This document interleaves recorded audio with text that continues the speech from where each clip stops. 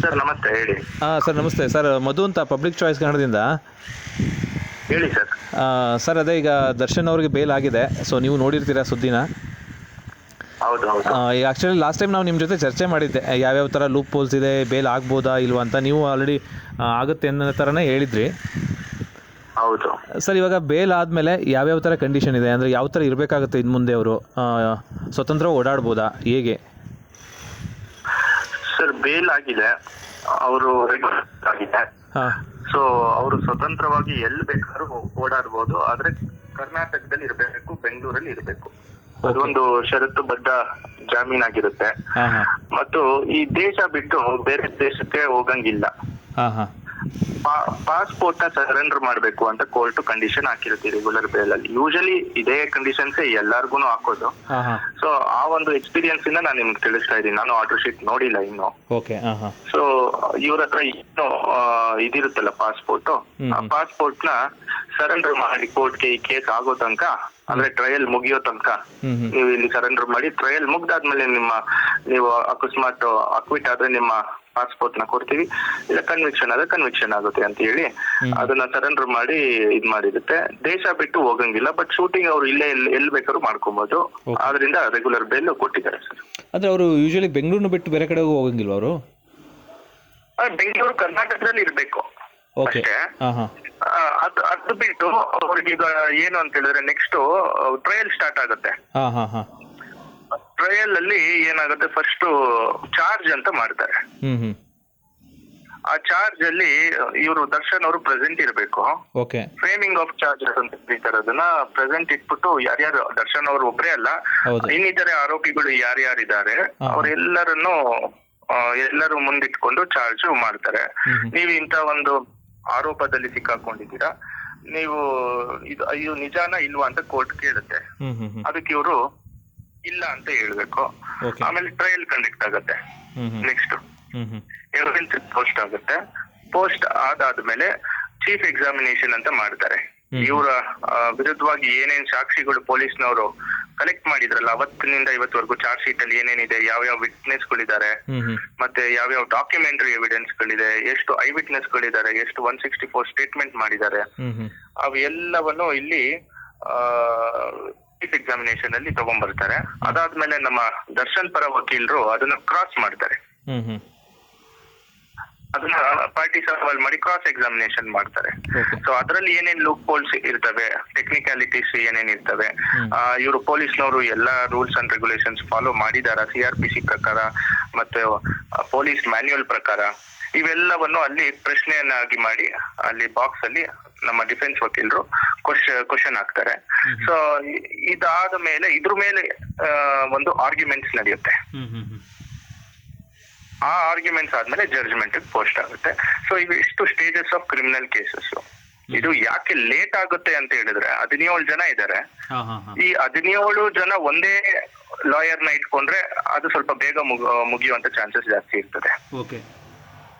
ಬೇರೆ ಬೇರೆ ವಕೀಲರನ್ನ ಇಟ್ಕೊಂಡಿರ್ತಾರೆ 17 ಜನ. ಒಬ್ರು CV ನಾಗೇಶ್ ಆಗಿರ್ಬೋದು, ಇನ್ನೊಬ್ರು ಇನ್ಯಾರ ವಕೀಲರು ಆಗಿರ್ಬೋದು.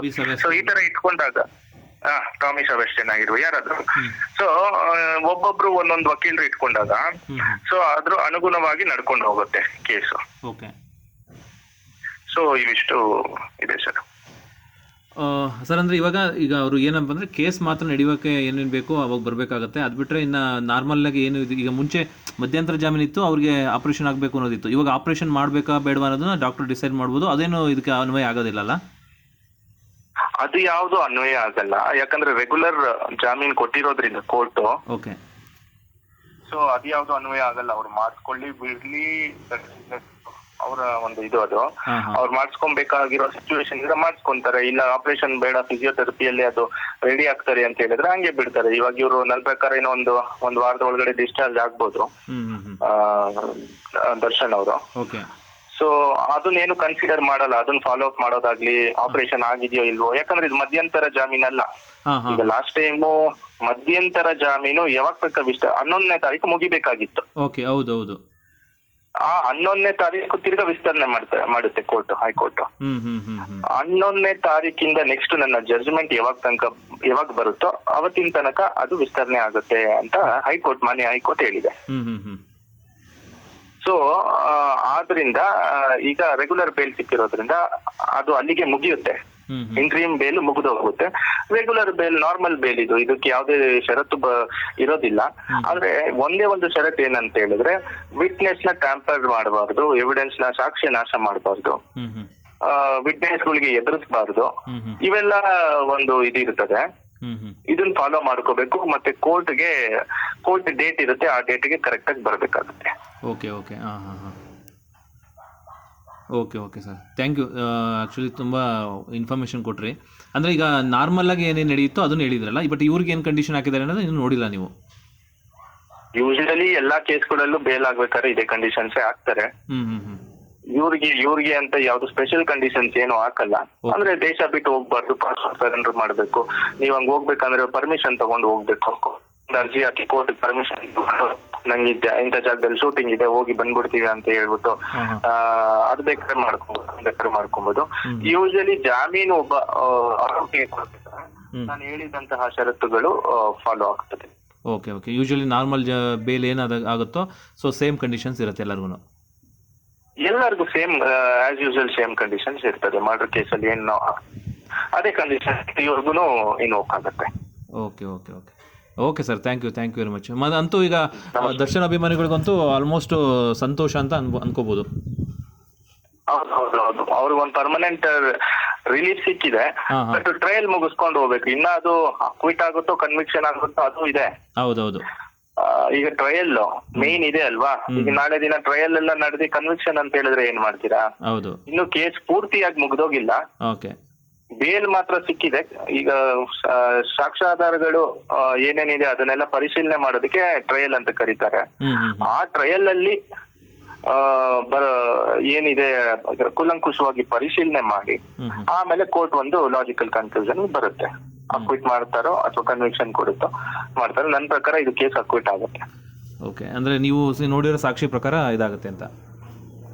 ಹೌದು, ಇದು ಅಕ್ವಿಟ್ ಆಗುವಂತ ಕೇಸು. ಬಟ್ ನಾವು ಫಸ್ಟೇ ಅದನ್ನ ಇದು ಹೇಳಕ್ ಹೋಗ್ಬಾರ್ದು. ಇನ್ನ ಟ್ರಯಲ್ ಯಾವ ಸ್ಟೇಜ್ ಅಲ್ಲಿ ಇದೆ ಏನು ಅಂತ ನನಗೆ ಗೊತ್ತಿಲ್ಲ. ಫಾಸ್ಟ್ ಟ್ರ್ಯಾಕ್ ಕೋರ್ಟ್ಗೆ ಅವ್ರು ರೆಫರ್ ಮಾಡಿರ್ತಾರೆ. 6 months to 1 year ಈ ಕೇಸ್ ಕ್ಲೋಸ್ ಮಾಡುವಂಗೆ ಫಾಸ್ಟ್ ಟ್ರ್ಯಾಕ್ ಕೋರ್ಟ್ಗೆ ರೆಫರ್ ಮಾಡಿರುತ್ತೆ. ಸೊ 1 ವರ್ಷದ ಒಳಗಡೆ ಕೇಸು ಮುಗಿಯುತ್ತೆ. ಕಾದ್ ನೋಡ್ಬೇಕು ಸರ್, ಇದು ಅಕ್ವಿಟ್ ಆಗುತ್ತೋ ಅಥವಾ ಕನ್ವಿಕ್ಷನ್ ಆಗುತ್ತೋ ಅಂತ ಹೇಳಿ. ಸರ್, ಇವಾಗ ಯೂಶಲಿ ಮರ್ಡರ್ ಕೇಸ್ಗಳೆಲ್ಲ ಎಷ್ಟು ದಿನ ನಡೆಯುತ್ತೆ? ಇದು ಎಷ್ಟು ದಿನ ನಡೀಬಹುದು? ನೀವು ಹೇಳಿದ್ರೆ 1 year ಅಂತ ಹೇಳಿದ್ರೆ. ಹೌದೌದು, ಇದು ಯೂಶಲಿ ಫಾಸ್ಟ್ ಟ್ರ್ಯಾಕ್ ಕೋರ್ಟ್ ಅಲ್ಲಿ ನಡಿಬೇಕಂತ ಇರುತ್ತೆ. ಈಗ 1 ವರ್ಷ, 1.5 ವರ್ಷ, 2 ವರ್ಷ ನಾರ್ಮಲ್ ಕೇಸ್ ಆಗಿದ್ರೆ ಇದರಲ್ಲಿ ಸೆಲೆಬ್ರಿಟಿ ಇನ್ವಾಲ್ವ್ ಆಗಿರೋದ್ರಿಂದ ಇದು ಬೇಗ ಮುಗಿಸುವಂತಹ ಒಂದು ಸಾಧ್ಯತೆಗಳು ಜಾಸ್ತಿ ಇರ್ತದೆ ಇದರಲ್ಲಿ. ಸರ್, ಇವಾಗ ಕೊಲೆ ನಡೆದೋಗಿದೆ ಅಂದ್ರೆ ಮೀನ್ಸ್ ಕೊಲೆ ಆಗಿದೆ, ಬಟ್ ಅದು ಯಾರು ಮಾಡಿದ್ದಾರೆ ಅನ್ನೋದನ್ನ ಈಗ ಯಾರಾದ್ರೂ ಒಬ್ರು ಆಗಿರ್ಲೇಬೇಕಲ್ಲ, ಅದು ಯಾವ ತರ ಆಗ್ಬೋದು ಅದು? ಬಟ್ ಟ್ರಯಲ್ ಅಲ್ಲೇ ಗೊತ್ತಾಗತ್ತಲ್ಲ. ಟ್ರಯಲ್ ಅಲ್ಲಿ ಈಗ ನಾಳೆ ದಿನ ಎಲ್ಲಾ ಸಾಕ್ಷ್ಯಾಧಾರಗಳನ್ನು ಪರಿಶೀಲನೆ ಮಾಡ್ತಾರೆ. ಪರಿಶೀಲನೆ ಮಾಡಿ ಇವರ ವಿರುದ್ಧವಾಗಿ ಯಾವುದೇ ಒಂದು ಸಾಕ್ಷ್ಯಾಧಾರಗಳು ಇಲ್ದಿದ್ರೆ ಅಲ್ಲಿಗೆ ಕೇಸು ಅಕ್ವಿಟ್ ಮಾಡ್ತಾರೆ. ಮತ್ತೆ ಕೊಲೆ ಯಾರು ಮಾಡಿದ್ದು ಅನ್ನೋ ನಿಮ್ದು ಪ್ರಶ್ನೆ. ಹೌದು, ಕರೆಕ್ಟ್ ಅಲ್ವಾ? ಹೌದು, ಅದನ್ನ ಪೊಲೀಸ್ ಅವರು ಹೇಳ್ಬೇಕು. ಯಾರು ಮಾಡಿದ್ರು ತಿರ್ಗಾ ಅರೆಸ್ಟ್ ಮಾಡ್ಕೊಂಡು ಕರ್ಕೊಂಡ್ ಬರ್ಬೇಕು. ಇವ್ರಂತೂ ಕೊಲೆ ಮಾಡಿಲ್ಲ. ಪೊಲೀಸ್ ಈಗ burden of proof falls on prosecution. ಅವ್ರನ್ನ ಪ್ರೂವ್ ಮಾಡ್ಬೇಕು. ನಾವು ಡಿಫೆನ್ಸ್ ಆಸ್ ಎ ಡಿಫೆನ್ಸ್ ನಾವು ಪ್ರೂವ್ ಮಾಡಿದೀವಿ ನಾವಲ್ಲಿ ಇಲ್ಲ ಅಂತೇಳಿ. ಇದು ಆ ತರ ಸರ್. ಸೊ ಅಂದ್ರೆ ಈಗ ಡಿಫೆನ್ಸ್ ಲಾಯರ್ ವಾದ ಮಾಡ್ತಾರೆ. ಸಿ.ವಿ. ನಾಗೇಶ್ ಅವರು ಮತ್ತೆ ಅವ್ರ ತಂಡ ಬೇರೆ ಯಾರ್ಯಾರು ಇರ್ತಾರೋ ಅವರೆಲ್ಲ ವಾದ ಮಾಡ್ತಾರೆ. ಇಲ್ಲಿರೋ ಆರೋಪಿಗಳು ಯಾರ್ಯಾರು ಇದ್ದಾರೋ ಇವ್ರು ಯಾರು ಆ ಕೇಸ್ ಇನ್ವಾಲ್ವ್ ಇಲ್ವೇ ಇಲ್ಲ ಅಂದ್ರೆ ಈಗ ಇವ್ರದ್ದು ಕ್ಲೀನ್ ಶೀಟ್ ಸಿಗುತ್ತೆ. ಬಟ್ ಅದಕ್ಕೆ ಮೂಲ ಯಾರು ಅಂತ ಹುಡುಕ್ಬೇಕಾಗತ್ತೆ. ಬಟ್ ಅಲ್ಲಿಗೆ ಕೇಸ್ ಕ್ಲೋಸ್ ಆಗುತ್ತೆ ಸರ್. ಅವ್ರು ಹುಡುಕಲ್ಲ. ಸೊ ನಾನ್ ನಿಮಗೆ ಒಂದು ಎಕ್ಸಾಂಪಲ್ ಆಗಿ ಹೇಳಿದ್ದು, ನೀವು ಮತ್ತೆ ಕೊಲೆ ಮಾಡಿದ್ ಯಾರು ಅಂತ ಪ್ರಶ್ನೆ ಕೇಳಿದ್ರಲ್ಲ, ಅದು ಪೊಲೀಸ್ ಅವ್ರಿಗೆ ಅದು ಬಿಟ್ಟಿರುವಂತಹ ಒಂದು ಪ್ರಶ್ನೆ. ಇವ್ರಂತೂ ಕೊಲೆ ಮಾಡಿಲ್ಲ. ಇವ್ರ ಮೇಲೆ ಇವ್ರು ಕೊಟ್ಟಂತಹ ಸಾಕ್ಷ್ಯಾಧಾರಗಳು ಎಲ್ಲ ಡಿಸ್ಪ್ರೂವ್ ಆಗಿದೆ ಕೋರ್ಟ್ ಅಲ್ಲಿ. ನಾಳೆ ದಿನ ಅಂತ ಅನ್ಕೊಳ್ಳಿ. ಆದ್ರೆ assuming for the argument sake ಆಗುತ್ತೆ. ಆದ್ರೆ ಸೊ ಆದ್ರಿಂದ ನಾನು ಹಿಂಗೆ ಹೇಳ್ತಾ ಇದ್ದೀನಿ. Okay sir, okay sir, thank you. Thank you very much sir Karthik sir. Okay, thank you sir.